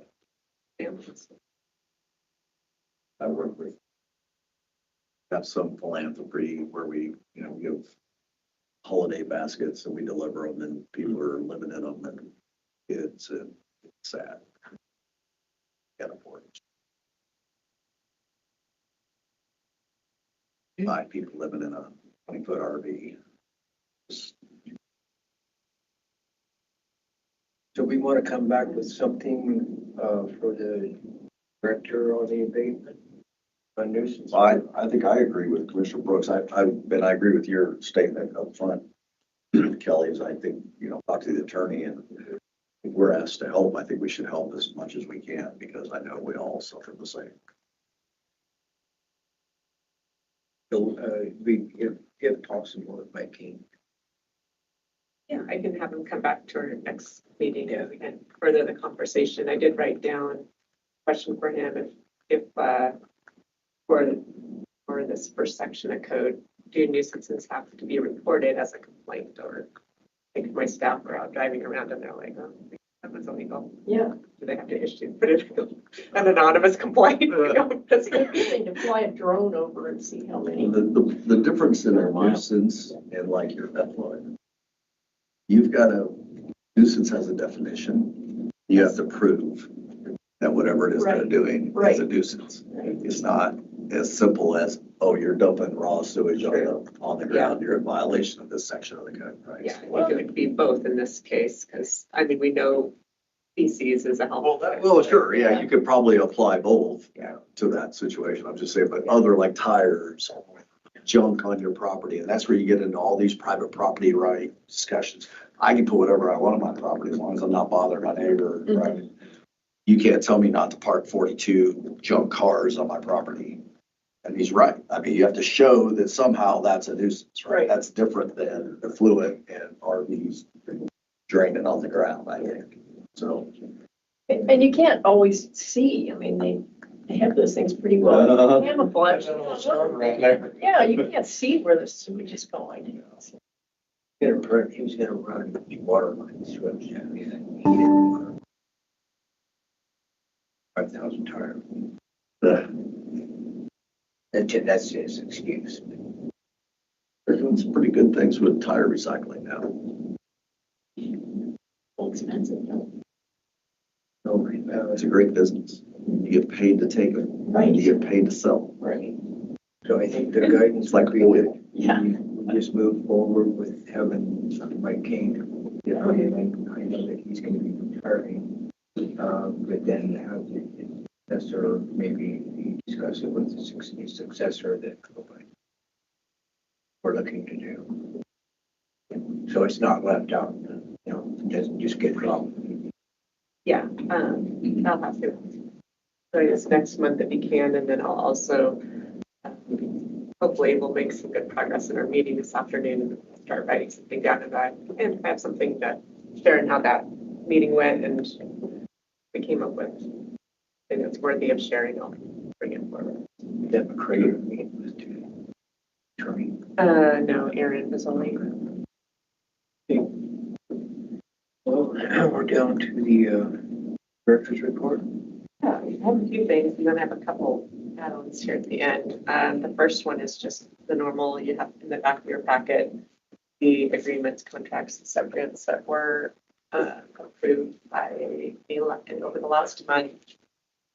You know, if you have any questions about those. And then we were going to have the conversation around my performance and compensation this month, but board meeting was so close to last board meeting that we haven't made much progress. I've been doing much some budget stuff. So, so we will move that to next month. Also, I just wanted to follow up with the board since Clearwater presented their final report last month.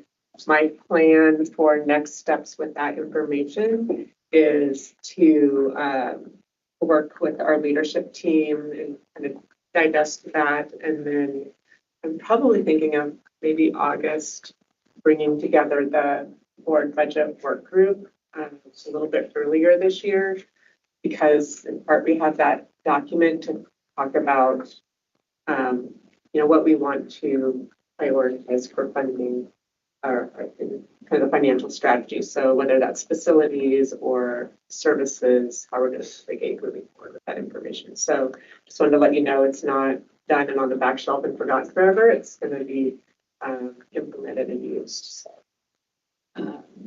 that's the update on that.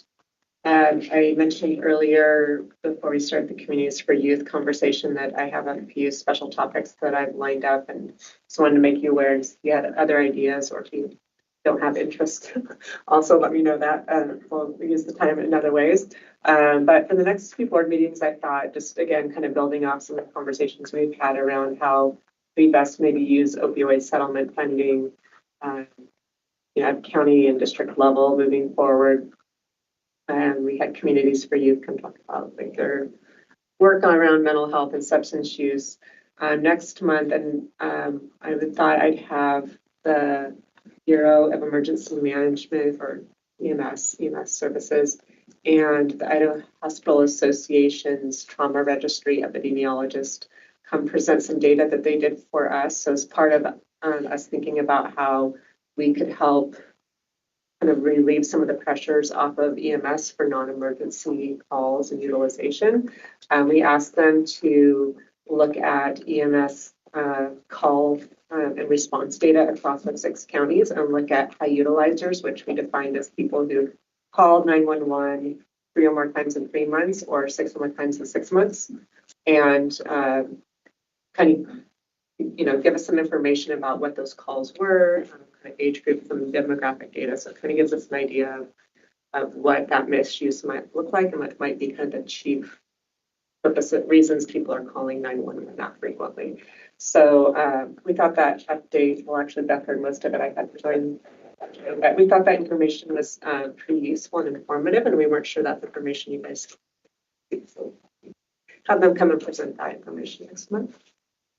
In July, we I was thinking about having the public health and safety team, their acronym is FAST, PH, come and talk. It's, they've been, the FAST team that is connected to our district in Canyon County has been in place for about 18 months now. That's the right then. And there's some interest in expanding that. What they do is that our staff and the FAST team, which also includes the county coroners, law enforcement, and I think maybe some other partners too, but I know those are kind of the core group. And they look at suicides and overdoses. And then they work on prevention strategies together to try and reduce those. And they've pulled together their data and information from drug trafficking to overdose dispatch. Oh yeah, dispatch. And so it's kind of interesting to hear what they're doing and what maybe kind of impact they have and working collaboratively. And that's a Southwest District Health. Mm-hmm. Southwest District Health kind of led in terms of like we kind of initiated this process, but it's kind of a collaborative of those key stakeholders in the process. So I thought we have our staff and someone from the FAST team. I think it's going to be the deputy coroner at Canyon County come present on that work and talk about it. It's something that we have interest in expanding to the other counties in the district if there's interest. And then in August, I thought we could talk about the policy priorities for the year 2047. So I'll be working to get some input from my staff and I'm going to review, have some ideas. And I'll take Richard Brooks about addressing food fees again. We're committed to not letting that die.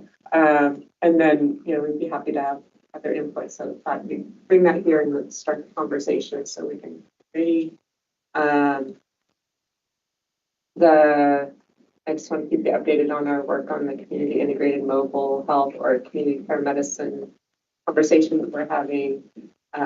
We have a meeting next week at the state EMS facility out at Gowan Field with some statewide stakeholders to talk about how we could have utilized rural health transformation funding to help address some of these gaps and expand capacity. I also had United Health reach out to me. They're pretty sure this is because they're vying for the state's Medicaid managed care contract. But it's okay to have a win-win sometimes. So they've offered to give us $50,000 to help expand what we're doing in Washington County now to other rural counties. And so I told them that we have interest in that and might have other counties who would be willing to put forward a little bit of maybe opioid settlement money to help expand that. So I'm waiting to hear back. Do you have a flyer or something that describes that program that you can provide? That's a good question. Right now it's just in a white paper, but I could do that. Would you? Because I had an initial conversation with our EMS chief, but it's hard. I don't know how to describe the program. And, of course, they're immediately worried about stepping on toes, right? What's a community paramedic? What are they going to do, right? I don't know. I mean, I try to explain Sounds good, but I think having a little more tool in our toolbox, we can help spread that word a little bit. So is there any way, in addition to just funding it by grant or something, to start working on that reimbursement stream? Billing? That's part of the purpose for the meeting next week, because as you all, I think, know at this point, applying for the Rural Health Transformation Grant funding requires that we have some kind of sustainability plan in place. And I was actually telling Adams County Commissioners about this yesterday. One of the challenges that the legislature has kind of created for us is that our sustainability plan cannot include a Medicaid plan amendment or waiver. And to get reimbursement for certain community paramedic services or medical services, those aren't currently covered by Medicaid. So to get other like commercial payers on board, it really helps sometimes to get public payers on board too, with Medicaid, Medicare. So there's some complexities that we need to talk through about how to sustain a model like this going forward with that limitation. So yes, there are conversations going on. And then there's the challenges with even getting paid for that. I know. Like, Well, yeah, Medicaid's not going to Well, cover we it. have payer challenges with EMS in general, Yeah. without them. They just pay a fraction of the Right. actual. Then you have all the ones that don't pay that. Yeah. We will work on putting something together. Thank you. I'll give you some talking points. Yeah, on it. that'll And then what I didn't add on here, but I thought I'd just give you a quick update on our financial audit was supposed to be done by the spring. And I just wanted to give you an update. We have everything done except we've struggled to find somebody to do our Financial statements. just lost the word, financial statements. So we are still working on that. As soon as we get it done, we'll get them over to our auditor to finish the financial. I'm looking at you because I thought maybe you'd have an update since we talked yesterday, but no. We might end up doing them ourselves, but that's just a bandwidth issue. just a P&L and a balance sheet, is that? And our auditors, Swigert, yes, they do them for, they do our audit, but they also do financial statements for folks that they do audits for. But, because it's basically just putting everything, compiling the documents into a format, so, we haven't looked at that option yet. So, That is something we do. In the past, the board has been hesitant to have the same contractor do both. It's the same information. But I can see your reluctance to have, or, you know, sometimes checks and balances are good. That's what I was just gonna say, I think with government, we try to have checks and balances. Yeah. I think that was why I was kind of hesitant on our part, not to have the same entity doing it. With all the turnover at the county, we paid Ide Bailey to do ours. They did the whole act for. We had Ide Bailey do ours a few years ago. I know you weren't here, but I feel like we had problems. We had them do ours. Did you have them do it recently? Yeah. Current act, The current one? Oh, okay. Well, maybe we should be looking. And then the last item I wanted to give you an update on is that Idaho Association of Counties Public Health Work Group met last week. And myself and the director in District 7 presented some data that talks a little bit about return on investment.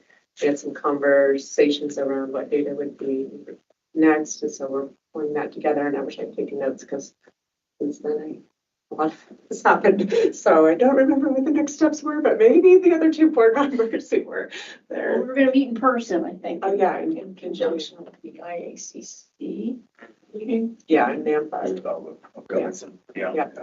I think it looks like some good topics on there. Water.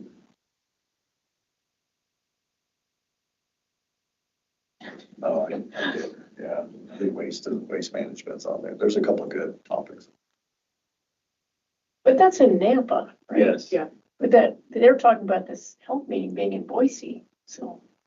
I thought this It was should about- be, but it should be in. It's in September. Nampa, yeah, yeah. I think when I was talking to Seth earlier. Last year it was in Port Wayne. Yeah. Sure. Yeah, but I mean, this public health meeting group, you said it was gonna be at like the Fairview office or something.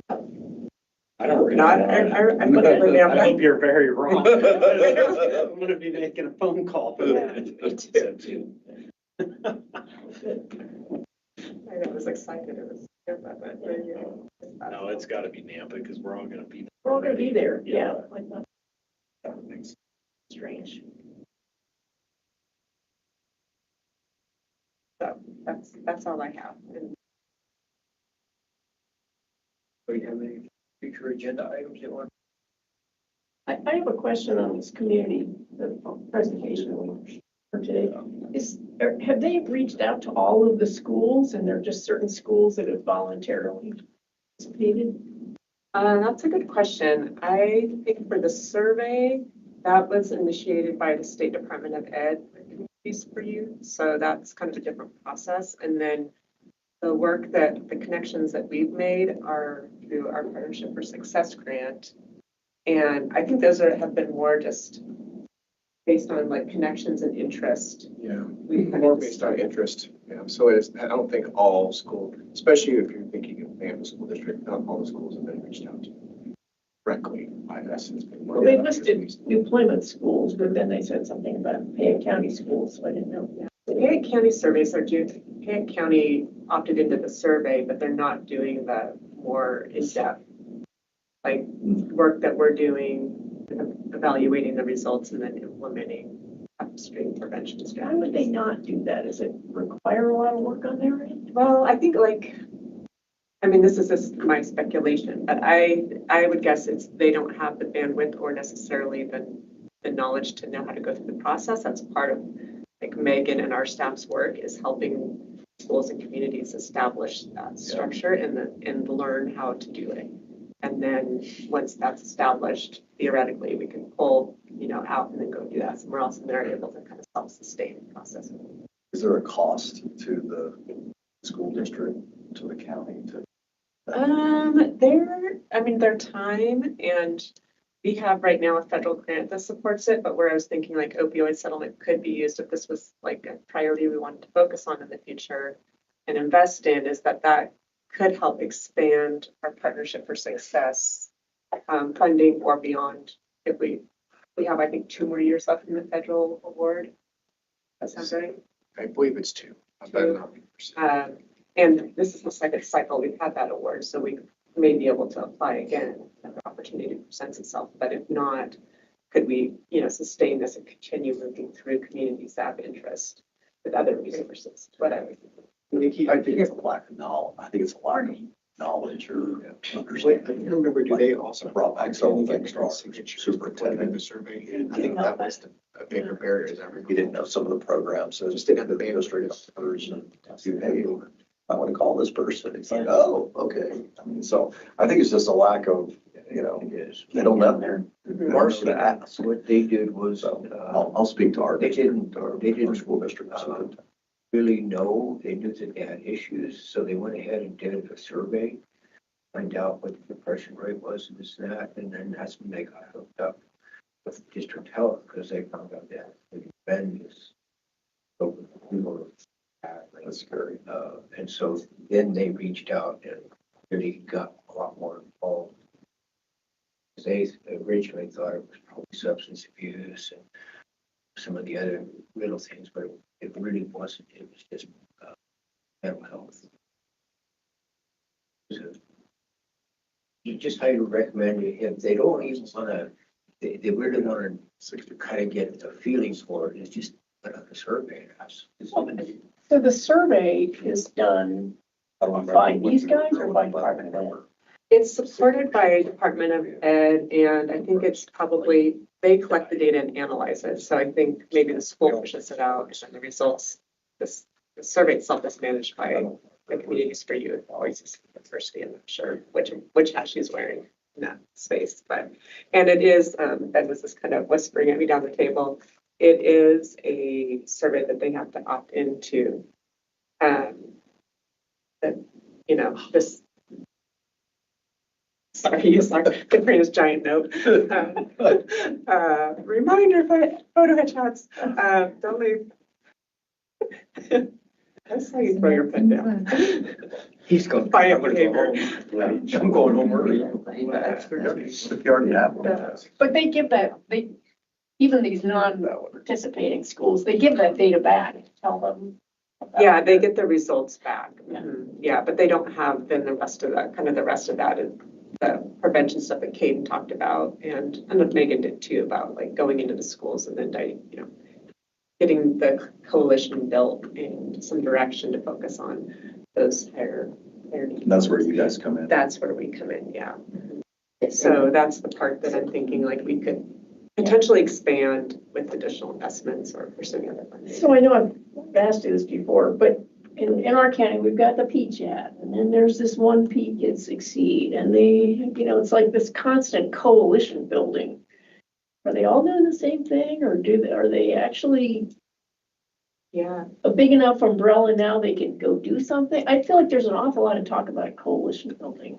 It's actually coming from that. We combined in county, we combined a couple of the, we went from the chats to White County health system or health system. So where we have more multiple entities working together rather than. And something similar happened in Washington County a while back too, where there were a couple of different ones and then they could just emerge. Same with Gem County way back. But I think that's pretty common, but it also, I think, depends on kind of the focus and intent of the coalition. Like maybe the children's one is really focused on children, where Chat is, I think, a broader health focus. That sounds kind of counter, but broader. But they're broader community. Broader, yeah. I mean, it might be looking at senior health or a certain, health outcome, not just like. So I don't know. Yeah. I just have a very limited tolerance for meetings where you're just talking about more meetings. Yeah. Yeah, I think coalitions are a challenge. They can certainly become just meetings and not action following. That's something that biggest thing not get sucked into, right? And really make sure that what we're doing there is intentional with a certain action or outcome that Right. we're seeking. Well, I want to combine the forces to be as effective as they can. Yeah. Without it just being talking about coalition building. Or doing things that are meaningful, like they talked, Megan mentioned, putting up a billboard or doing like a sidewalk thing. Like those are not necessarily bad things, but they're not going to be the things that move the needle. Yeah. Either. So, where are we putting our time and energy? Right. And I was whispering to Nikki that some of the issues with the school districts is really a bandwidth for the school district because they have to opt in to some of these surveys. We have to time, having them send out all these notices to the parents, get them signed, saying it's okay, get them back, and then get them there. And oftentimes that is burdensome for the school district that's already kind of short-staffed anyways. So that Well, and also I'm sure they becomes an feel like they're already Always. offering sports, this club and that club, doing everything they can to give kids things to do. So there's one more thing, but And that's where our team is really working with the different school districts as best we can. But again, we got so big a team too, so it's a lot of schools. yeah. I think the biggest part for schools is the children feeling like they're a part of. Some of the kids don't feel they're a part of. These things. Yeah, that's the It's a problem. Yep. Well, I mean, the popularity thing, how that goes into play. And I did see a school that I thought was very proactive on taking care of that. You have your sports, you have your band, you have those members that are in FFA or 4-H or any of those, but they had what they classified as more of a leadership group. And there were the students that always bypassed, looked over, not a part of, and they're in the leadership and they just flourished. It's amazing the difference you see in that person going from not visiting with anybody, being kind of socially away from everybody or in a small group, and then all of a sudden they're everywhere doing things. And I really thought the school was doing a great job of getting their students involved. Everybody says, well, it's just those that play sports or are involved in this or involved in that, they get involved in this. That was not what was required. You had to be kind of out beside the group. And like I said, they flourish. So I think it can be done. So see a lot of great things happening in schools, but then you see a lot of stupid stuff too. So bathrooms ain't as bad as everybody thinks they are. Commissioner, Charlene's been listening in and kind of gave me some additional points to answer some of your questions. So she wanted for everyone to know that the Idaho Youth Wellbeing Survey is free, but the full C4Y survey does have a little bit additional cost. So that I think would also potentially be a barrier. And the school pays that. I'm assuming so.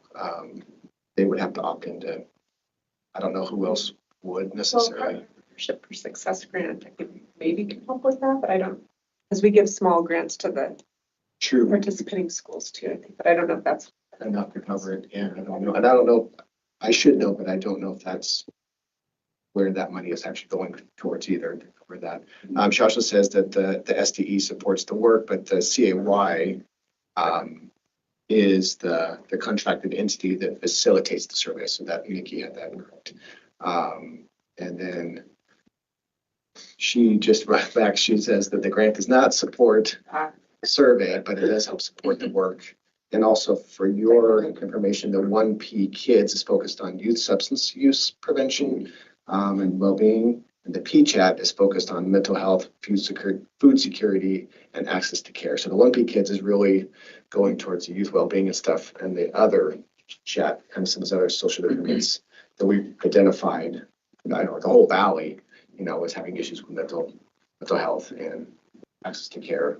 Food security, I think, is a little, not one of the three main ones, but it's unique to that area for sure. Or maybe not unique, but a focus for your area. Right.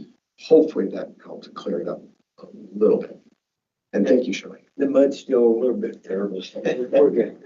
As clear as the Snake River, right? Yes, it will, yeah. It's like a 30-second delay, so when I'm like messaging you, the conversation may have already been wrapped up. So if it isn't, I'm here to help. Thank you. It's perfect. I was reading all your responses. I know, and I like messaged you on like, My phone wasn't getting You're used good. to log in. what questions do you have that I can help with? Well, I think I just. That was it. All right.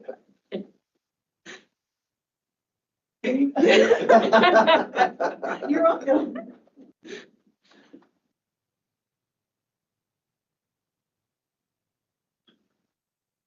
Future agenda items.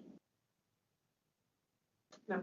But we do have a board member headshot today, so in other words, you're gonna get your headshot if you're on the board. I think I need to do.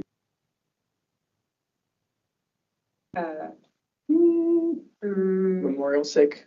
Actually, they're going to do a bust of your head. Memorialize you. I have a I'm whole trying to bunch get of the same pictures background, of so they look when like in New York guys all City belong to the that maybe we same can get team. them to kind of send us back. Yeah. Okay, if everyone would. But that's in 45 minutes, so. So that's up to you. That's a deal breaker there. No, Yeah. our meetings typically go the full time, so she is setting up shortly before 12 to be ready by about 12:15. So I did not anticipate the meeting ending very early. There's still snacks. Maybe we should do it at a different time. You just don't want He's already here, already paid for. Some more elements. You can run an errand. Or we could talk about other things. Another. Are we adjourned, Nikki? I haven't adjourned yet. Okay. That's asked and I couldn't remember. Well, And stuff, I don't if there's think- nothing further, then we are adjourned. Thank you all. Appreciate your time. Really do. And for other information, just want you to know that ICOA has dropped from here, went from 6 districts down to 4. They combined a couple of districts. What's ICOA? Idaho Aging. Commission on Aging. Anyway, they went from, we combined a couple of places, combined a couple of them, so we're still the same. We're still a 10 county. Mark Rico serves on the board, Dem County. We don't have any companion counties. And gentlemen, they need to come in, I don't know. Or Payette County. Arts, one of Yeah, it's one of the highest service entities. I mean, we serve, it's mostly all federal grants, there's some state grants involved, but it's mostly all federal grants. Hilarious. They're going to our seniors, so. What is the board made up of? commissioners. 'Cause- From, how many people on the board? Right now, we have 6 out of 10 counties.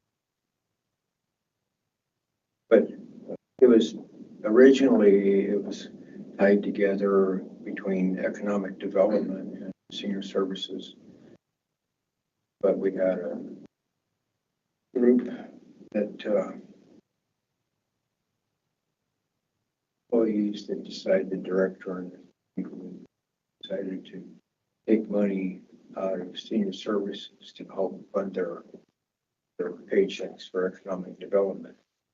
So the state of Idaho came in and he designated that.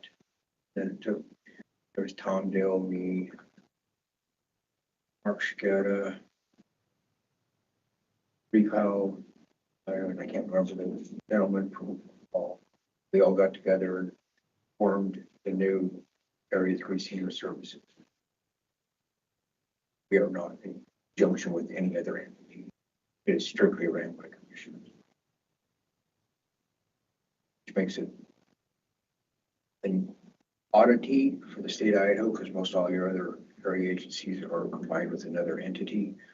But after the fiasco we had with the former group, that Mark Shigeta actually was the secretary for that, treasurer for that, and they helped a whole bunch of information from him. Don't know all about it anyway. He was totally taken aback. It's a bad deal. It really was a bad deal. ICOA ran Area 3 Senior Services for 2 years before. I would highly recommend.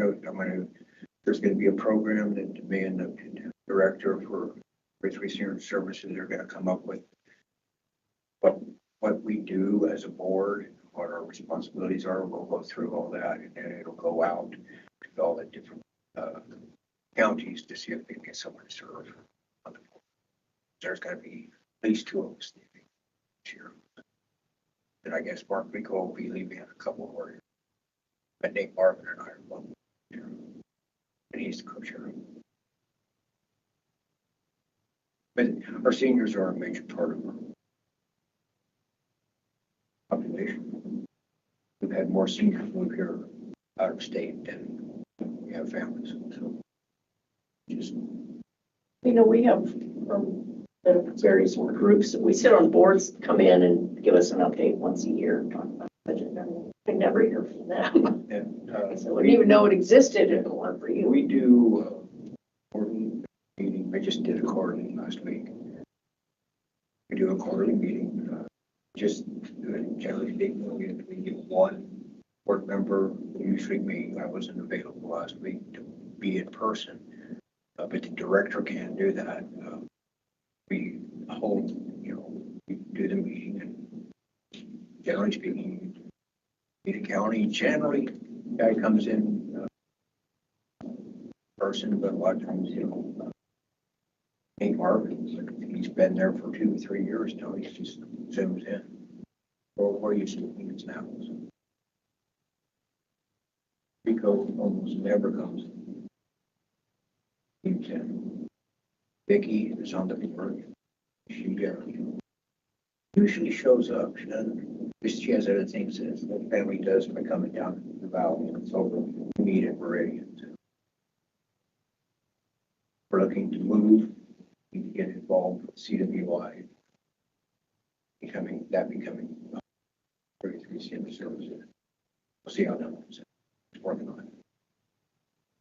But I recommend as major groups that we work with as citizens that your counties get involved. Well, our county doesn't know anything about it. I'll get with. Sounds like the director needs to come give you a presentation. Yeah. Well, no, we're just like any other entity. The government funding has been dropping, and doing a lot of work for VA with VA, and that's kind of drying up now.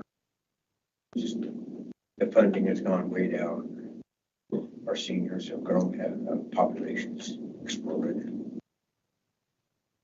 A lot of those seniors were living in Oregon, Washington, and California, and they decided They could move here, cash out, and live in a different community. They did. But just for information, I'd really love to see the board at least have 8 members there. Up to, it's up to the counties to make that decision. It's not a force. That's it. Thank you for listening.